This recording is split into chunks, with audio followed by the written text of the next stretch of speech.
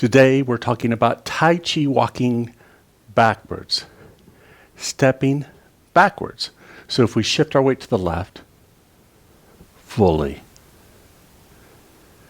pull in the right. And it can tap or it can float. We're going to reach back to where it's going to be in line with our hip. So it doesn't go straight back. It goes back into the side. And the ball of the foot makes contact. All the weight is on the left right now. And we roll down, testing as we place the heel of the foot down. Then we start to sit back on the right, on the rear foot, putting all of our weight on it. When we do that, this is the sit back stance. I can lift the heel. I can tap. I can bring it in. I can set it back. Rolling back. Sitting back. Pulling in. Placing it back. And I can keep on going until, whoa, I just ran into the wall. But all my weight is on this foot. No worries, I can bring it in and down. This is why Tai Chi walking is so important as we get older. Ages 65 and older, 1 out of 3 people will fall every year. Let's try that from another angle.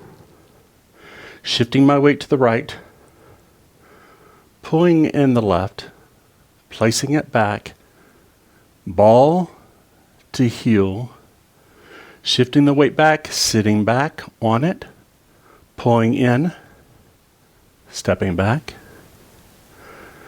rolling back, sitting back, flowing back.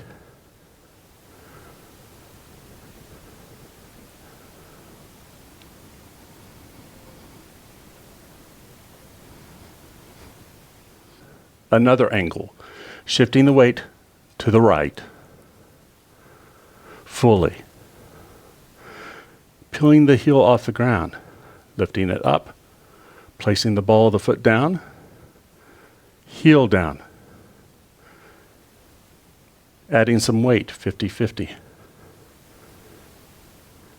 That's if we're walking to the side or entering the Wuji stance. I can shift my weight back to the right, pull in, step back, roll down, sit down, pouring all the weight in, back, down, back, down,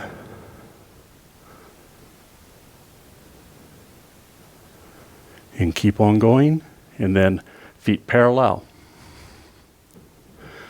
So now let's walk to the front, shifting the weight, stepping in, stepping out, rolling forward, stepping in, stepping out, rolling forward, inhale, exhale, and then go back, shift the weight back. Sit back and down, pull back, step back, roll back, sit down. Feet parallel.